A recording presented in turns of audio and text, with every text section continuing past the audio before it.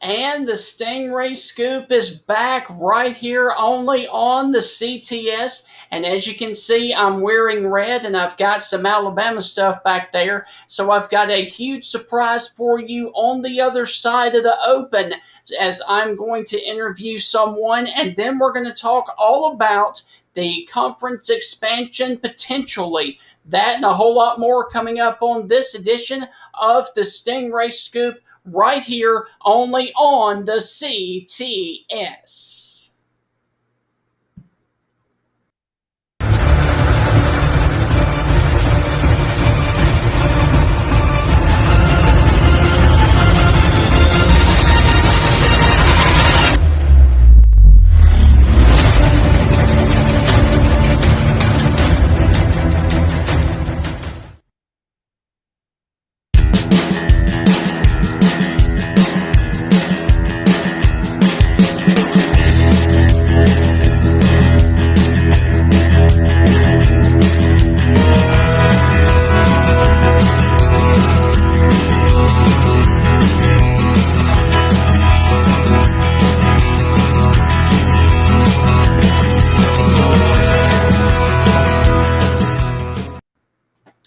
Welcome inside another edition of the Stingray Scoop, everybody. I am your host, Stephen Ray, aka Stingray, and I want to apologize for not having a show last week here on the CTS, but the storm came through and knocked out my power, and so unfortunately, with no power meant no internet, and I was not able to do a show, but I am back here with you guys right now, and I've got a very big surprise for all of you Alabama fans as we are going to interview, or I'm going to interview right now, a former Alabama wide receiver. Now, this guy played his high school football at McAdory High School and then went on to play at Alabama under Mike Shula and Coach Nick Saban. Ladies and gentlemen, the always talented Alabama wide receiver, the one and only Matt Caddell. Matt, how are you doing today, sir? Matt, you there?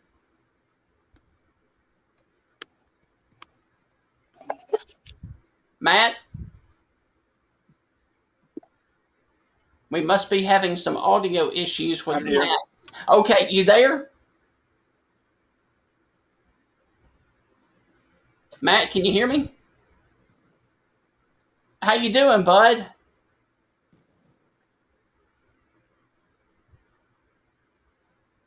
Actually, Matt is driving right now, so his internet may be going in and out. But Matt, I am here. Sorry, I'm back here. You're fine. You're fine. So we are live now. So how are you doing today? I'm doing well. Happy Friday. Hope your Friday is going well so far. And I know you want to talk sports, and I'm excited to talk sports with you. Absolutely. Well, Matt, going ahead real quick and update everybody. Since you graduated from the University of Alabama, what are you doing nowadays? Now I am, as of right now, just, with the coronavirus out there, just trying to stay safe and well, and make sure that, everybody is safe. But for me personally, just working in the sales industry, and I have just different industries that I work in, and so I still just working in corporate America and in the pharmaceutical industry, and I'm excited to be here today. So that's what's going on with me, and I'm excited to have a conversation with you today. Thank you, man. Well, let's go in and talk about your recruitment. Obviously, you played at McAdory High School. Talk about your recruitment there going to Alabama. Were other schools on the radar for you, or did you know immediately you wanted to go to UA? No, I didn't know immediately. I started to get recruited, pretty early. Definitely about 8th grade, I started to garner some interest because I started camping at UA, and I took, a lot of regional camps and to schools at the university. And yes, I was at McAdory, and, being at McAdory, the home of Bo Jackson, you run into a lot of other, Yeah. Auburn fans, and still to this day they still say, when I go back home, they always say, still to this day they always tell me that I still should have went to Auburn, but I went to Alabama and I rolled with the tide, and so I'm just grateful and blessed and excited to have had the opportunity to play at the University of Alabama.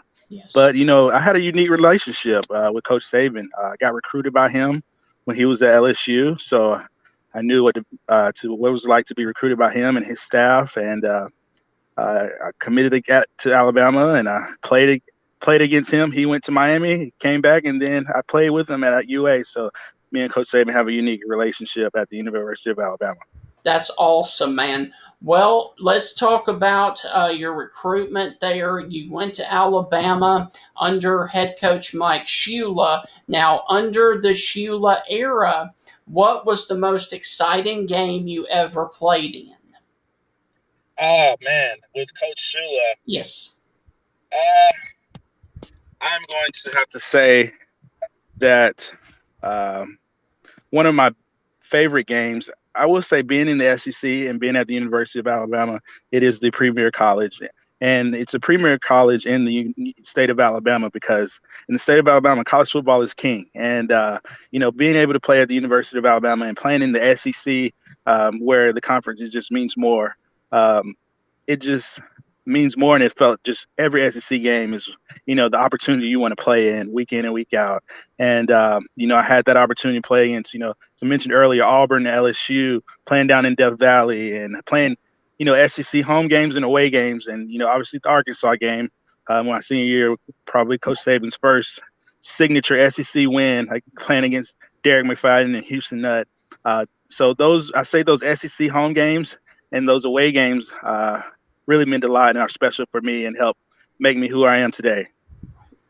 Well, let's go ahead and talk about your senior year right there with Coach Saban. You had the miraculous catch there in the end zone from John Parker Wilson that ultimately won the game for you guys. But before we get to that game-winning touchdown, John Parker Wilson on that last drive basically went to you all the way down the field. Talk about that last drive, please.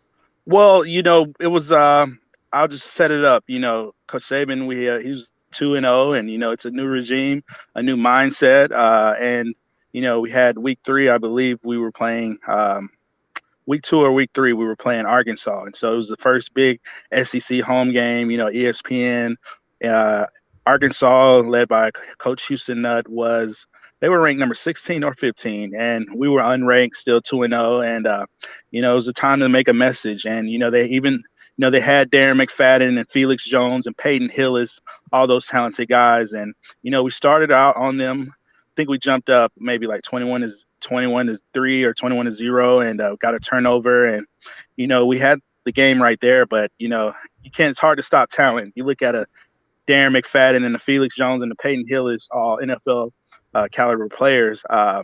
They had that running game going, and as we know that McFadden was one of the best to ever come do it in the SEC, and so we kind of went back and forth, and going back and forth, and I believe we had the lead. I think we were up by like 2 or 3 with going into the fourth quarter with like 4 minutes left, and McFadden and them had the ball, and Felix Jones were just driving. So our defense had to make a stop, and they made the stop that we needed. I believe Ezekiel Knight knocked the pass down on 3rd down, and so that gave us the ball with like 2 minutes or so left in the game. And while the defense were on the field, I just remember going to John Parker and say, "Hey, we're going to win this game. We've been trained to do this, and let's go out here and execute." And we drove down, and John Parker made some great throws. Offensive line did a great job. The other receivers did a great job. We were able to move the ball down the field, and John Parker threw a nice pass to me in the end zone, and I caught it. And we celebrated the win, and that's a memorable moment for me, not only me, but just Alabama fans and SEC fans across the conference. Well, the Alabama wide receivers dogpiled you in the end zone after that. What were they saying to you when you caught it? Well, I'll say this. Once I made the catch, it was pure jubilation and celebration. And I was on the bottom of the pile, and, everybody. Not only was it the receivers, it was some of the players, it was some of the offensive line, Big Andre Smith, John Parker, Mike Yes. Johnson, DJ Hall, Keith Brown. All those guys were jumping on me. Wallace Gilberry, Eric Gray, and some of the coaches on the sideline. So it was just pure pandemonium. And for me, being on the bottom of the pile, I was trying to make sure I could, breathe and stay cool and calm and collect when you have football players jumping on you over the celebration. But I wouldn't change it for anything. It was just one of those Tuscaloosa magical moments. Yes.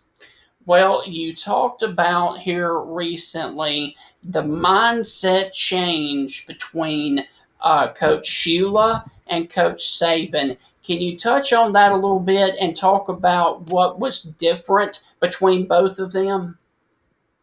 Well, I will start and say that Coach Saban, well, they're both great.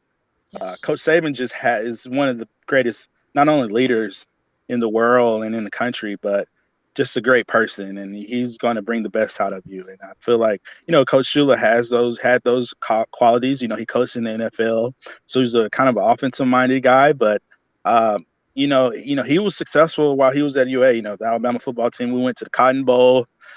We went to the Music City Bowl. Went to the Independence Bowl, and so he did. He had his times where he knew we needed to get in the bowl and be successful. But at Alabama, that's not enough.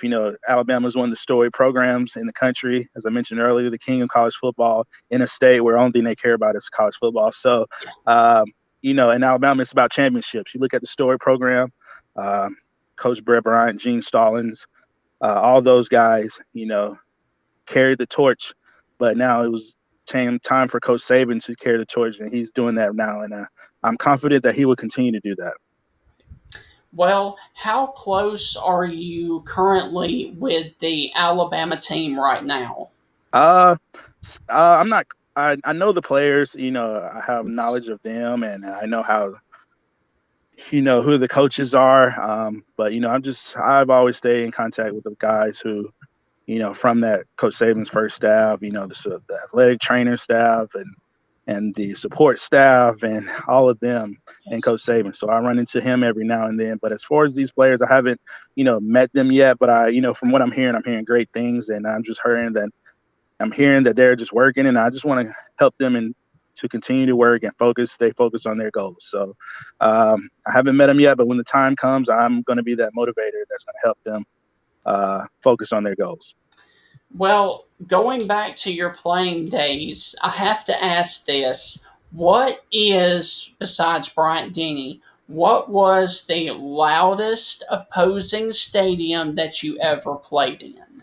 Opposing stadium now. It gets pretty loud. I will say I always stick with LSU. Going down to Death Valley is just a night game, SEC home game. It was SEC away game for Alabama in Death Valley. It is just ruckus. So I give the nod to LSU. Auburn is pretty loud for the Iron Bowl on the road, but you can still have some focus there. But it gets loud, and most of your SEC home games, it gets loud down in the swamp and Ben Hill Griffin. So just most of your SEC away games, they pretty get loud, and it has challenges. So, but you have to be able to overcome and just focus and execute. So there's that. Well, my last question for you is this. On another show here on this network next Tuesday, they are interviewing John Parker Wilson. Can you tell us a fun or funny story about John Parker that a lot of people don't know during y'all's playing days, please? I'd say what makes John Parker unique, we were kind of coming from the same era, the same class, and we just always were guys that, we are in charge, we can run it. And John Parker, he has those great qualities and traits of being a great leader. And we were able to have fun. I know his family, his brothers, they're all, sports guys. So it's just fun being around them, getting to know their family, and, everything else comes. So yeah, just JP is just a great person in general. Yes. Well, Matt, look, man, I want to thank you so much for joining us. And before we let you go, I want you to please tell everybody, if you're on social media, how they can follow you on social media and you're welcome to give a shout out to anything you would like to plug. Well, thanks, Stephen. I want to say thanks for having me. First to all the SEC fans out there, let's just focus on the SEC. We all have our own team. You can reach me at Matthew Space Caddell on Twitter. That's where you'll find me. I say I'm a passionate NFL team. That works, but just reach out to me. But that's how you can reach me. But most importantly, stay safe, stay well, and enjoy your weekend. Absolutely. And Matt, real quick, there was a little bit of an audio issue, so can you re-say what you just said, please? Oh, sorry. Let me. Yeah, fine. Oh, yes. So I was saying you can reach me at Matthew Space Caddell on Twitter, and I welcome all sports fans just to follow me. So you all be safe. Have a great weekend, and I look forward to talking to you all soon. Yes, sir. Thank you so much, and we will do it again soon, my friend. Thank you, Stephen, and Roll Tide. Yes, sir. Roll Tide. Thank you. You're welcome. All right.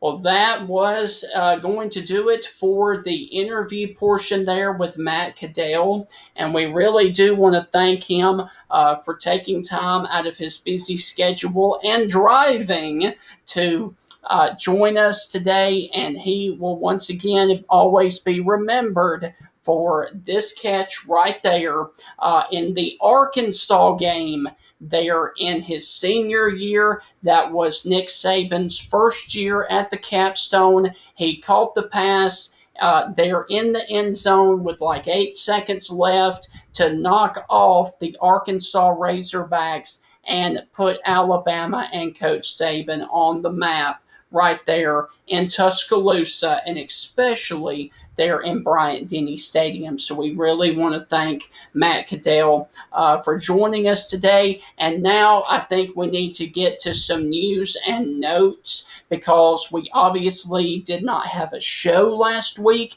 and there's been a lot of breaking news out there, folks. And the biggest news so far over the last 2 weeks has been the discussion about Oklahoma and Texas joining the SEC. And so we're going to talk all about the conference expansion coming up here in just a minute. But I did want to also mention that the Cleveland Indians in baseball, they are now changing their name after this season to the Guardians. So now they will be referred to as the Cleveland Guardians and no longer the Indians. So if we have any baseball fans, we just wanted to let you guys know that the Cleveland is changing their name from Indians to the Guardians after the 2021 season. And that news broke last week, but it is still news because this will be changing in the future. So I wanted to go ahead and show that to you right now. Now let's move to the sport of college football and the legendary running back for the Oklahoma State Cowboys. The Barry Sanders is going to be inducted into Oklahoma State's Ring of Honor when they play TCU on November the 13th at Boone Pickens Stadium. The Ring of Honor basically means that they will have a statue of him along with Thurman Thomas outside of the stadium there at Boone Pickens Stadium in Stillwater. So once again, the Ring of Honor will be for Barry Sanders and Thurman Thomas November the 13th when Oklahoma State takes on TCU at Boone Pickens Stadium. So congratulations to Thurman Thomas and Barry Sanders on becoming the Ring of Honor there at their alma mater, the Oklahoma State Cowboys. Go Pokes.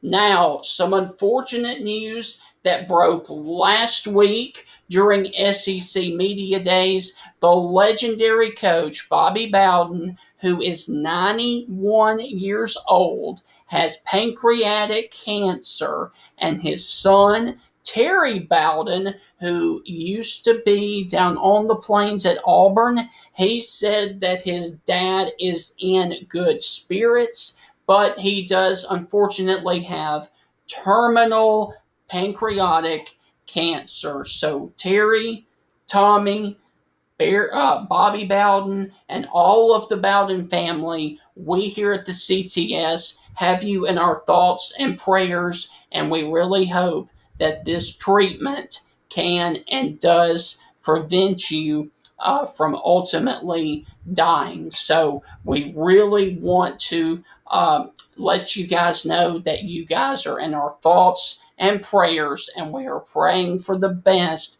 for the Bowden family during this extremely difficult time with Bobby Bowden having terminal pancreatic cancer.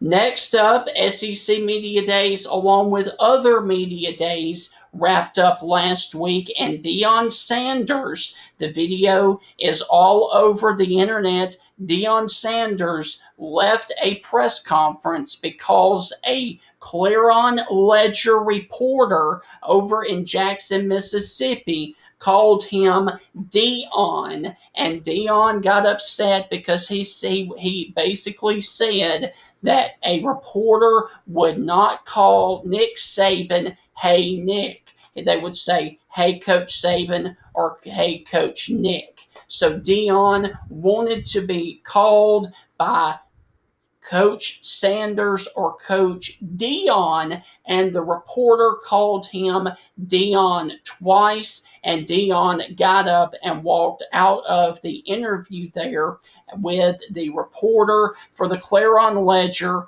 over there in Jackson for the Jackson State press conference last week at Media Days over there in the state of Mississippi.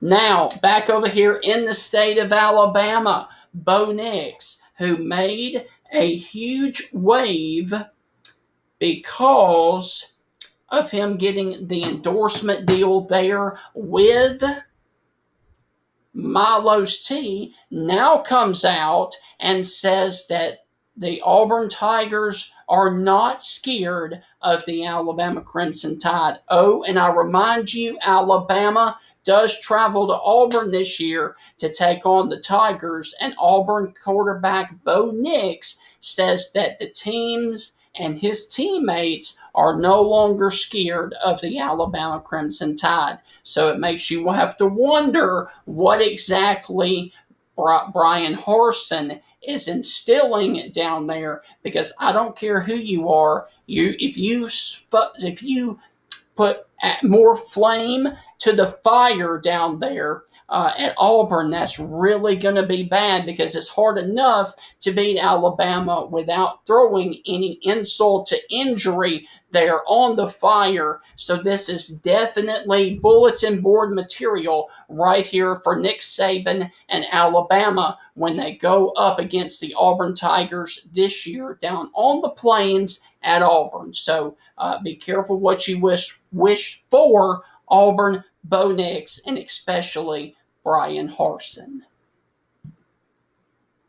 Also, breaking news this week is that Tennessee will now be Alabama's 2021 homecoming opponent. And this should be a slap in the face to Tennessee, because usually Alabama and other teams put cupcakes as their homecoming games. Unfortunately for Tennessee, that's how far Tennessee has fallen since their glory days back when they had Peyton Manning as their quarterback. Since then, Tennessee has done nothing but fall all the way down to becoming Alabama's homecoming opponent this year, and that is without a doubt yet another slap in the face for the fans and the players up there at good old Rocky Top.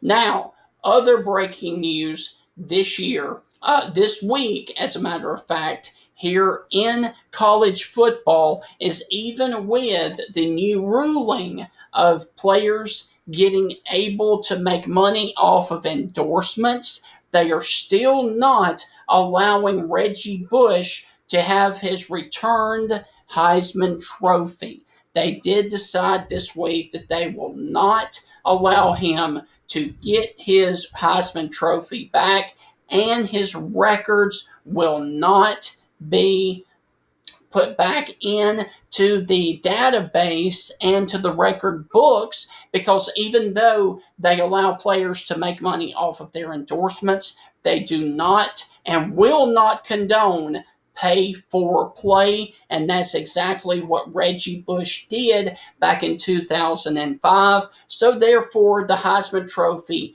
and all of his records will not be reinstated therein the NCAA. And a lot of people are kind of have a little bit up on the fence about whether they think it should be back or whether it should stay returned to Reggie Bush. But unfortunately, it will not be reinstated to Mr. Reggie Bush. And that is a shame, in my opinion. Now, one more final note before we move to something else. Texas and Oklahoma could move to the SEC in a couple of weeks. Now, earlier this week, the presidents and the ADs of the SEC met and voted, and it was a unanimous vote across the board that Texas and Oklahoma could come into the SEC. So welcome Oklahoma and Texas into the SEC. Now, the question is, when will this become available? Because the media rights for Oklahoma and Texas in the Big 12 does not run out until 2025. So I wanted to go ahead and let you guys know that. Now, here's something that I've done periodically throughout the time here on the Stingray Scoop. Earlier this week, myself and my other co-host, Heath Hopkins, did a interview with Mr. College Football Tony Barnhart on my show, The Stingray Show, about Oklahoma and Texas joining the SEC and also conference expansion with these super conferences. Here is what Mr. College Football Tony Barnhart had to say on my show, The Stingray Show, earlier this week. And if you would like to see the rest of that interview, it will be on my network right now, because we had this interview earlier today. So without further ado, here is our interview, a very short portion of it, with Mr. Tony Barnhart. Tony, I've got to ask, the pending question that's on my mind with all the crazy expansion talk, is it going to stop with just Oklahoma and Texas? And is this really going to go through? Well, first of all, I think the Texas OU thing is going to happen. Now, when it's going to happen is another debate, because the Big 12 has television contracts that run through 2025. The buyout for Oklahoma and Texas leaving now is going to be around $76 million each. Now, could they get that money? Sure. They could get three old men to write checks and you got it covered. But we don't know when. I haven't heard any firm information that makes me think that it would go beyond Texas and Oklahoma. I mean, remember how this goes down. Texas and Oklahoma first make the decision that they want to leave. I mean, their negotiations for their television contract are coming up pretty soon. And they say, whoa, we don't want to be a part of that. We want to go somewhere else. Right. So that's where it started. And then they went to the SEC. If you're not happy with the house you're living in, and you want to live in a nicer house, you go knock on the door of who's got the nicest house in the neighborhood. Well, we know who that is. It's the SEC. And so the SEC's got a decision to make. Okay, guys, do we want to do this, or do we want to let Oklahoma and Texas go to the Big Ten or the ACC, where we got to play and recruit against them? Right. So that's I think it's going to happen, but the timetable, we do not know when. I don't think. Yes. Tony, something I want to follow that up with is we all know Texas's dramatic history with the Southwest Conference, now with the Big 12. And I've always argued that the Texas greed, the Longhorns' greed, has destroyed both those conferences. Should the SEC have their guard up of letting Texas come in? I would say the two conferences you named were susceptible to being pushed around by Texas. I don't see any such situation in the Southeastern Conference. They're going to be very lucky to join. Oh, by the way, the Longhorn Network, that goes away. That won't exist. But no, some other people have raised the issue of what Texas did to those two other conferences you mentioned. I don't see that as an issue with the SEC. Do you think that Texas will play politics, not right off the bat, but, and no one has the crystal ball here, but 10 years, 20 years from now, do you see Texas manipulating the SEC and the politics? And you know what? Hey, Vanderbilt, you're not really giving too much to this conference. Let's let you guys go and let's bring in somebody else. Do you see that ever happening? I really don't. I mean, because the SEC is first of all, the SEC is so deep with great teams and great politicians, I might add. Okay. I mean, Texas has sort of got the monopoly on the political end of things where they are. There's a bunch of teams that are like Texas. Texas comes into the SEC being the 6th or 7th best program at best. So right. I don't see that happening with Texas. That is nothing. I don't think that's going to keep anybody up at night. And here's another fun thing I'd like to follow that up with. I know the worrywarts of the SEC are concerned about Texas coming in and affecting some of the mid-tier and lower-tier teams. I totally disagree with that. I think it only improves those teams because you're not really going to be recruiting against the Big 12 anymore. And so the Kentuckys, the South Carolinas, the Missouris, the Mississippi States, the Ole Misses, the Arkansas, I think that increases their chances of expanding their footprint in recruiting and bringing in bigger time athletes to come join. Because if you're deciding between, say, Texas Tech and Arkansas, I think this is a slam dunk. You go to Arkansas.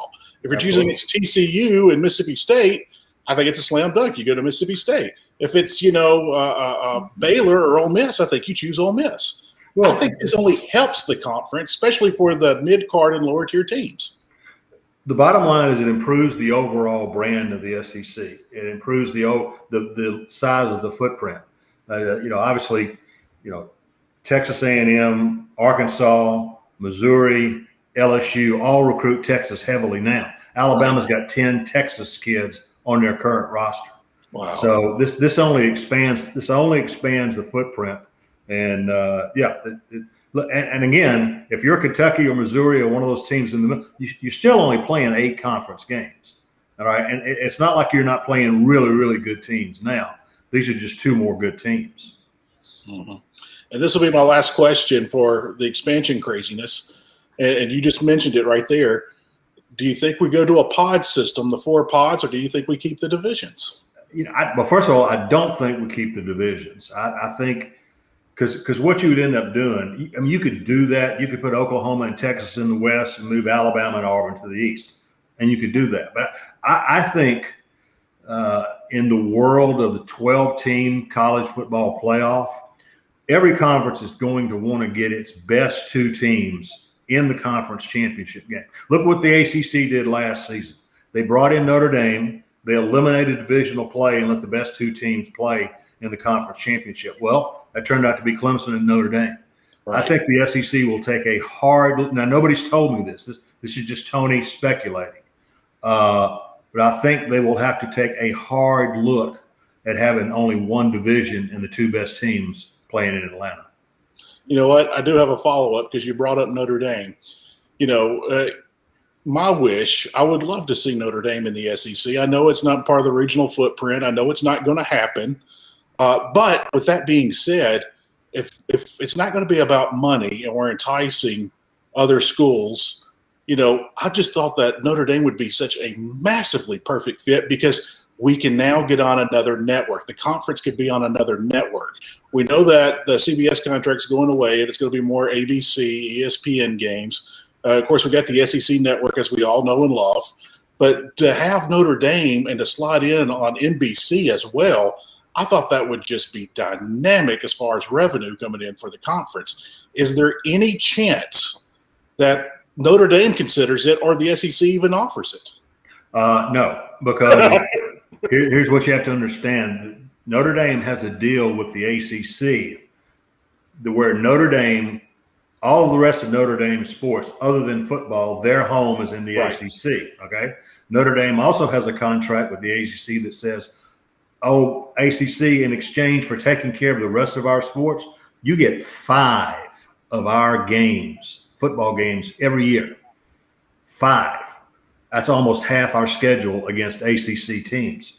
And so and also that deal that I'm talking about, until that deal expires, and I think it's got another 10 years out until that deal expires. The Notre Dame can, if it wants to join a conference, can only join one conference, and that's the ACC. They are bound to join that conference if they choose to do so anytime during the contract. So Notre Dame's only eligible to go to the ACC should it choose, at least in the long term, should it choose to join a conference. Wow. Tony, my last parting question to you is a fun one to kind of reminisce on. When I was in college at Mississippi State, Jackie Sherrill was head coach. And Jackie Sherrill, I'm also from the Memphis area, and Jackie used to be on the late George Lapidus' show once a week. And Jackie screamed and yelled about it forever, always, when he first came to Starkville in the early 90s. And even when he left in the 2000s, he was still saying the same thing. He goes, college football is heading to 4 super conferences. He used to say this on George Lapidus' show once a week. And he said, this is all moving. That back then it was South Carolina and Arkansas that was joining the conference. But he said it over and over and over. And I always thought his insight, being a former athletic director at Texas A&M, kind of gave him a step up on and some more insight on this topic and situation. Is that where we're heading, to 4 super conferences? And then if you're not in the super conference, you're not Division I anymore. You're not invited to the party. So is this where we're heading? And then is this good for college football? I want to know what Mr. College Football thinks about that. Well, the thing about the super conferences, there's no question, assuming Oklahoma and Texas go to the SEC, that the ACC and the Big Ten and the Pac-12 are going to feel like they've got to match that. But here's the thing. As you're negotiating your television deals, you just can't add 2 teams to be adding 2 teams. Wow. Perfect example. Not that long ago, the Big 12 tried to expand to get 12 teams. Remember, they had 10 teams. After Texas A&M and Missouri left, they had 10 teams in the Big 12. The problem was they interviewed a bunch of other schools trying to become teams 11 and 12, but from a financial standpoint, they couldn't make it work because you're not going to bring in 2 teams and then everybody else in your conference takes less money. It doesn't work that way. And so I think the ACC will want to go to 16 teams, but can they, they're going to go to Notre Dame and say, hey guys, it worked out for you last year. Why don't you consider it? All right. In an ideal world, ACC would take Notre Dame and West Virginia. But can they get Notre Dame? Does Notre Dame want to stay independent? What is the Big 12 going to do? They can't find their television contract is going to take a nosedive. And I don't care how many teams they add to it, it's not going to be a whole lot better. What does the Pac-12 do? Do they go after a BYU or a Boise State or something like that? So I think we're sort of headed towards 16 teams, but again, you can't add 2 teams just to add 2 teams if the financial numbers don't match up. Yes. we've seen some fun stories, especially last year. We saw Liberty, we saw Coastal Carolina. Some teams that come out of nowhere. Living here outside of Memphis, we saw University of Memphis go to the Cotton Bowl a couple of years ago. I'm afraid it's going to hurt those stories and those teams. That's what I'm worried about, because we all might have our own teams that we cheer for, that we went to school and all that, but we do like watching the Coastal Carolinas make a run. We do enjoy watching Memphis play Penn State and the Cotton Bowl. We do enjoy those things. Even Indiana making the run they did last year, and I know they're a Power 5 team. But I'm worried that the super conferences might squash some of those things and just destroy it. And that's what I don't want to see, because we love those Cinderella stories, those fun stories. We like seeing those programs being built. And I'm afraid that's what we're doing now, is we're kind of just suppressing that. Is that what we're doing? I'm not as concerned about that because, well, put it this way, as long as the 12-team playoff happens, I think those schools are going to be fine, because under a 12-team playoff, the way it's structured, one of the Group of 5 conference champions is guaranteed a spot in the playoffs. Wow. And let's take last year. Had the 12-team playoff been in effect last year, according to the rules, Group of 5 would have gotten 2 in. Cincinnati would have gotten in. Yeah. And Coastal Carolina would have gotten in. And so I think there's more because of now, if the 12-team playoff ever goes away, and they say, and they do a 4-team playoff, that's when the little guy gets smashed. No question about it. But I think the 12-team, especially now, the 12-team playoff is absolutely going to happen. Tony, I can't thank you enough for coming on. I think this has been one of our best shows. It's been very well informative. I asked some very elementary questions that I already knew the answer to, but I don't think our guest did. Tony, your insight, not only to the SEC and college football, is amazing. I've always enjoyed reading your stuff over the years, and I am extremely grateful that you're a friend of the show and you join us. And Mr. College Football, with that being said, what are you looking forward to for the 2021 football season? Guys, for the first time, this is my 46th year of covering college football. Last year, for the first time, I did not go to a single game during the season. It was just a situation where if I was not going to get to – I go to games not to see the games. I can watch the games from anywhere. I go to talk to people. I go to talk to coaches and players and commissioners and all that. And if that wasn't going to happen because of the rules of the press box. So I have missed being in the stadium. So I am looking forward to that first game being back in a stadium with a big crowd and watching it for real.